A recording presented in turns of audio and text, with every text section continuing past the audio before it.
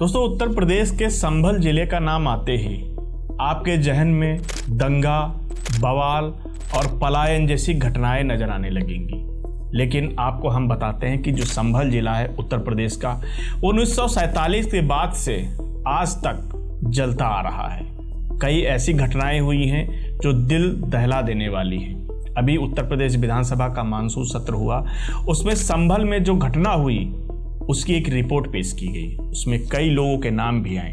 लेकिन आज हम आपको संभल के 1947 से लेके आज तक कुछ घटनाएं के बारे में हम आपको अवगत कराएंगे। बात करते हैं उत्तर प्रदेश के संभल जिले की। तो उत्तर प्रदेश का संभल जिला बीते 2 सालों से सुर्खियों में है। साल 2024 में मस्जिद के सर्वे के दौरान भड़की हिंसा की जो गूंज आज भी सुनाई देती है। लेकिन यह शहर सिर्फ आज नहीं बल्कि दशकों से नफरत और दंगों की आग में झुलसता रहा है। आज़ादी के बाद से लेकर अब तक आखिर संभल में ऐसा क्या हुआ जिसने न सिर्फ इस पूरे शहर की तकदीर और तस्वीर को बदला बल्कि सैकड़ों हिंदुओं को पलायन करने के लिए भी मजबूर किया।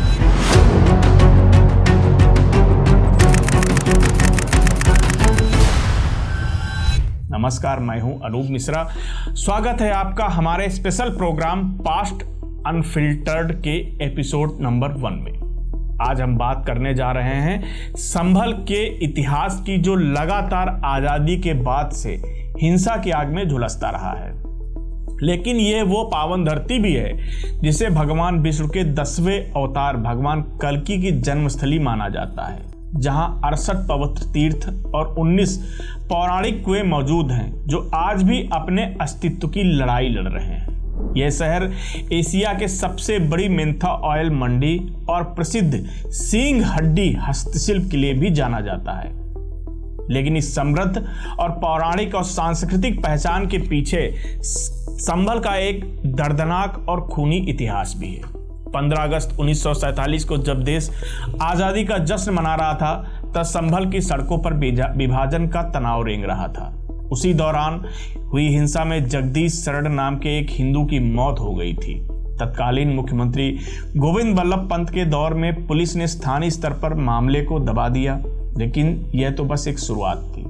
अगले ही साल 1948 में फिर से हिंसा भड़की। इस बार के दंगे में 6 हिंदुओं की जान गई और 20 दिनों तक पूरे शहर में कर्फ्यू लगा रहा। फिर आया साल 1953। इस साल शिया सुन्नी समुदाय के बीच भारी तनाव देखने को मिला। साल 1958 से 1962 के बीच कई छोटी मोटी घटनाएं हुई। कॉलेज के छात्रों के बीच झड़पें हुई, जिन्हें रोकने के लिए बार बार कर्फ्यू लगाना पड़ा। हालांकि इसी बीच कोई बड़ा दंगा नहीं हुआ, ये गनीमत रही। साल 1976 में एक नई चिंगारी भड़की और शाही जामा मस्जिद के मौलाना मोहम्मद हुसैन की हत्या हो गई।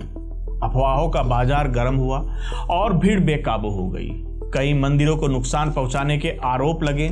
इसी समय हरि सिंह व राकेश वैश्य नाम के 2 हिंदुओं की हत्या कर दी गई, यानी आग में घी डालने का काम किया। ये वो साल था जब प्रदेश में नारायण दत्त तिवारी की सरकार थी। एक्शन में आई पुलिस ने गिरफ्तारियां तो की, लेकिन नफरत की आग को पूरी तरीके से बुझा नहीं पाई। राख धीरे धीरे सुलगती रही और 1978 में एक बार फिर ये दंगा भड़का। इस साल होली के रंग अभी फीके भी नहीं पड़े थे कि एमजीएम कॉलेज के छात्रों का एक छोटा सा विवाद देखते ही देखते एक बड़े दंगे में बदल गया।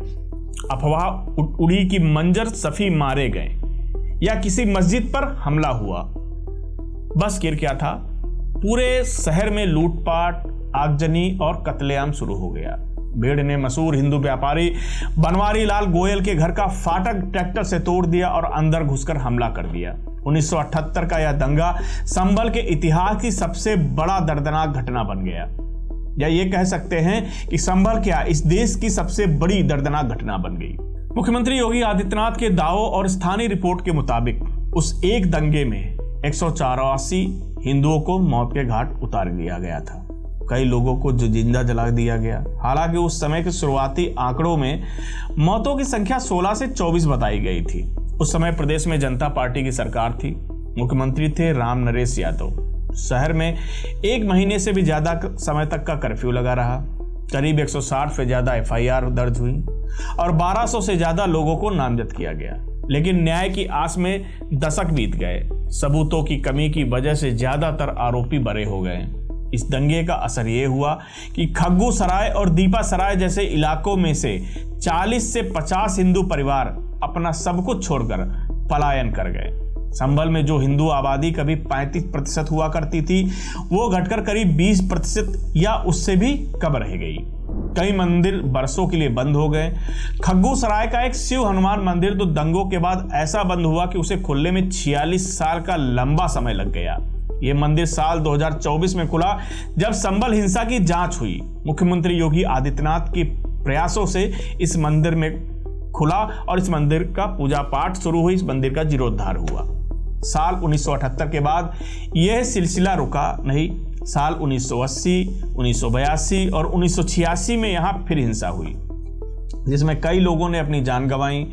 साल 1980 से 1992 के बीच जब बाबरी मस्जिद विध्वंस को लेकर पूरे देश में माहौल गर्म था, तब संभल में भी पुलिस फायरिंग और दंगों में 5 हिंदुओं की मौत हो गई थी।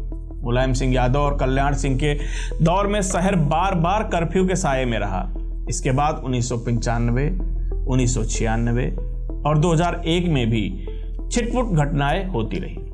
दशकों बाद साल 2019 में जब नागरिकता संशोधन कानून यानी CAA का विरोध शुरू हुआ, तो संभल एक बार फिर जल उठा।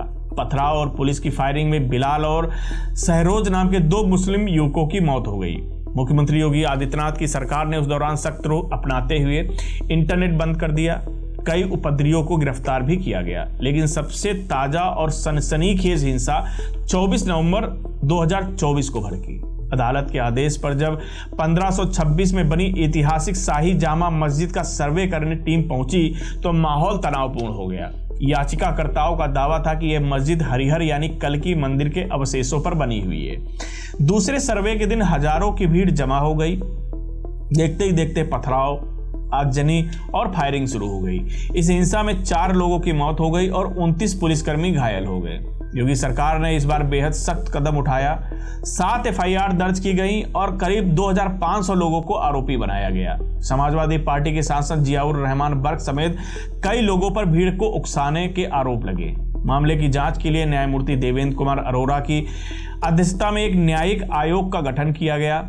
आयोग ने अपनी रिपोर्ट में इस घटना को एक पूर्व नियोजित साजिश करार दिया और बताया कि मौतें पुलिस की गोली से नहीं बल्कि भीड़ के बीच हुई क्रॉस फायरिंग की वजह से हुई।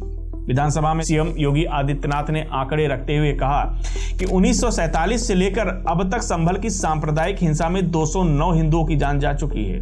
हालांकि सरकारी रिकॉर्ड और राजनीतिक दावों में मौतों के आंकड़ों को लेकर थोड़ा अंतर जरूर है, लेकिन इस बात से इनकार नहीं किया जा सकता है कि इन दंगों ने संभल के सामाजिक ताने बाने को पूरी तरीके से छिन्न भिन्न कर दिया है। दशकों से चली आ रही इस हिंसा और नफरत की वजह से संभल का जनसांख्यिकी संतुलन पूरी तरीके से बदल चुका है। साल 1947 में यहाँ हिंदू आबादी लगभग 45% और मुस्लिम आबादी लगभग 55% थी, और अब यहाँ हिंदू आबादी 15 से 20% रह गई है, जबकि मुस्लिम आबादी बढ़कर 80 से 85% हो गई है। 2011 की जनगणना के मुताबिक संभल नगर पालिका क्षेत्र की आबादी लगभग 2.2 यानी 2.2 लाख थी, जिसमें हिंदू करीब 22% यानी लगभग 48,500 और मुस्लिम 77.6% थे। उसके बाद और गिरावट आई। अल्पसंख्यक और बहुसंख्यक के आंकड़े बदल गए, व्यापार ठप हो गए और कई परिवार अपनी पुश्तैनी मकान छोड़कर हमेशा के लिए चले गए। 2024 की घटना के बाद सरकार की सख्ती से भले ही शांति दिख रही हो, लेकिन अतीत के जख्म आज भी शहर की फिजाओं में तैर रहे हैं। मुझे दीजिए इजाजत। मिलते हैं आपसे पास्ट अनफिल्टर्ड के अगले एपिसोड में किसी और टॉपिक के साथ। मैं हूं अनूप मिश्रा और आप देख रहे हैं सरकारी मंथन। नमस्कार।